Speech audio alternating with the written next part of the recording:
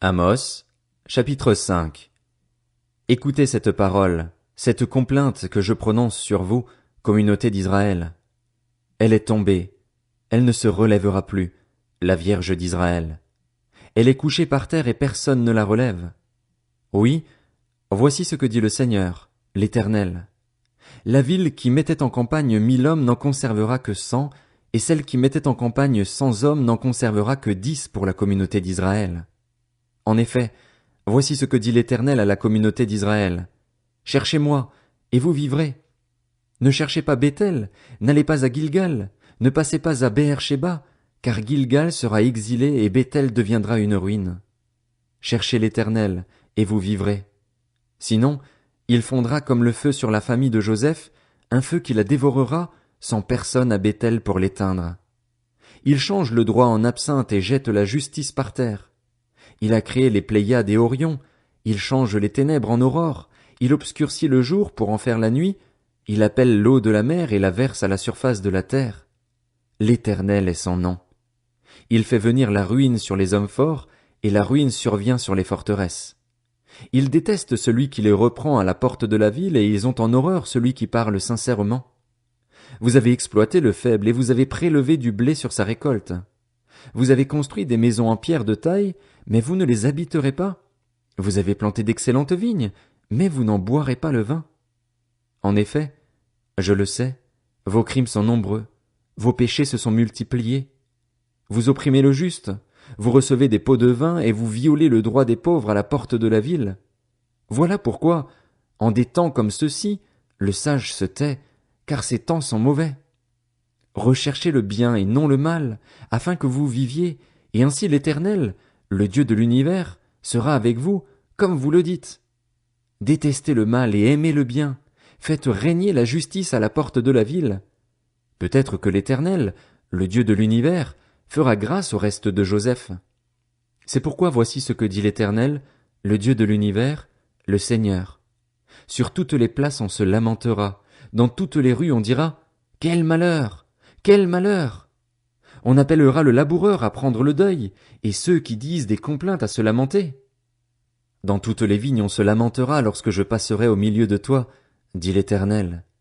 Malheur à ceux qui désirent le jour de l'Éternel. Qu'attendez-vous du jour de l'Éternel? Il sera ténèbres et non lumière. Vous serez comme un homme qui fuit devant un lion et qu'un ours surprend. Il gagne sa maison, appuie sa main contre le mur, et un serpent le mord. Le jour de l'Éternel n'est-il pas ténèbres et non lumière? N'est-il pas obscur et sans éclat? Je déteste, je méprise vos fêtes, je ne peux pas sentir vos assemblées.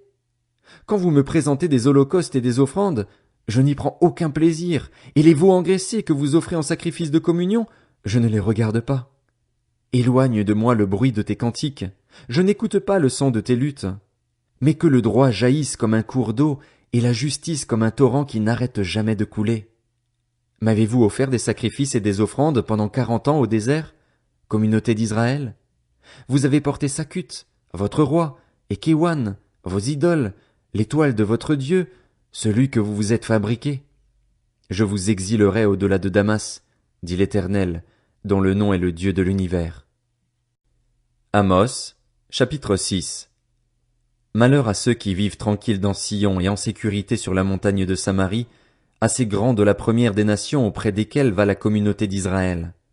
Passez à Calné et regardez, allez de là jusqu'à Hamath la grande, puis descendez à Gath chez les Philistins. Ces villes sont-elles plus prospères que vos 2 royaumes, et leur territoire est-il plus étendu que le vôtre? Vous croyez éloigner le jour du malheur, mais vous faites approcher le règne de la violence. Ils se reposent sur des lits d'ivoire, ils sont vautrés sur leurs divans, ils mangent les agneaux du troupeau, les veaux mis à l'engrais. Ils improvisent au son du luth, ils se croient habiles comme David sur les instruments de musique. Ils boivent le vin dans de larges coupes, ils ont recours à la meilleure huile, mais ils ne s'attristent pas de la ruine de Joseph. C'est pourquoi ils partiront en exil en tête des prisonniers, et les cris de joie de ces paresseux cesseront. Le Seigneur, l'Éternel, l'a juré par lui-même, c'est une déclaration de l'Éternel, le Dieu de l'univers. J'ai en horreur l'orgueil de Jacob, et je déteste ses palais. Je livrerai la ville et tout ce qu'elle contient. S'il reste 10 hommes dans une maison, ils mourront.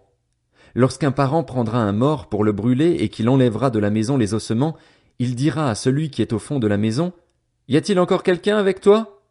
Cet homme répondra, « Personne. » Et l'autre dira, « Silence! Ce n'est pas le moment de prononcer le nom de l'Éternel. » Oui, voici que l'Éternel donne des ordres. Il fera tomber en ruine les grandes maisons, et les petites se lézarderont. Est-ce que les chevaux courent sur un rocher? Est-ce qu'on y laboure avec des bœufs? Pourquoi avez-vous changé le droit en poison, et le fruit de la justice en absinthe? Vous vous réjouissez de ce qui n'est que néant. Vous dites, n'est-ce pas par notre force que nous avons acquis de la puissance?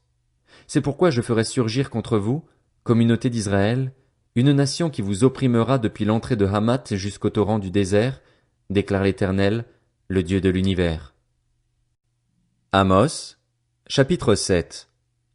Le Seigneur, l'Éternel, m'a envoyé cette vision. Il formait des sauterelles, au moment où le regain commençait à pousser. C'était le regain après la coupe réservée au roi. Comme elle dévorait entièrement l'herbe de la terre, j'ai dit, Seigneur Éternel, pardonne donc. Comment Jacob subsistera-t-il? Il est si petit. L'Éternel l'a regretté. Cela n'arrivera pas, a dit l'Éternel. Le Seigneur, l'Éternel, m'a envoyé cette vision. Le Seigneur, l'Éternel, proclamait le jugement par le feu, et le feu avait dévoré le grand abîme et dévorait le territoire. J'ai dit, Seigneur Éternel, arrête donc. Comment Jacob subsistera-t-il? Il est si petit. L'Éternel l'a regretté. Cela non plus n'arrivera pas, a dit le Seigneur, l'Éternel. Il m'a envoyé cette vision. Le Seigneur se tenait sur un mur mesuré au ruban, et il avait un niveau dans la main. L'Éternel m'a dit, que vois-tu, Amos? J'ai répondu, un niveau. Et le Seigneur a dit, je mettrai le niveau au milieu de mon peuple, d'Israël, je ne lui pardonnerai plus. Les hauts lieux d'Isaac seront dévastés, les sanctuaires d'Israël seront détruits et je me lèverai contre la famille de Jéroboam avec l'épée. Alors Amatsia, prêtre de Béthel, fit dire à Jéroboam, le roi d'Israël, Amos conspire contre toi au milieu de la communauté d'Israël. Le pays ne peut pas supporter toutes ces paroles. En effet, voici ce que dit Amos. Jéroboam mourra par l'épée et Israël sera exilé loin de son pays. Et Amatsia dit à Amos, Visionnaire, va-t'en, fuis dans le pays de Juda, mange-y ton pain, et là tu prophétiseras. Mais ne continue pas à prophétiser à Béthel, car c'est un sanctuaire du roi, c'est une maison royale. Amos répondit à Amatsia, je ne suis pas prophète, ni fils de prophète, mais je suis berger et je cultive des sycomores. L'Éternel m'a pris derrière le troupeau et c'est lui qui m'a dit, va prophétiser à mon peuple, Israël. Écoute maintenant la parole de l'Éternel, toi qui dis, ne prophétise pas contre Israël et ne parle pas contre la famille d'Isaac. À cause de cela, voici ce que dit l'Éternel.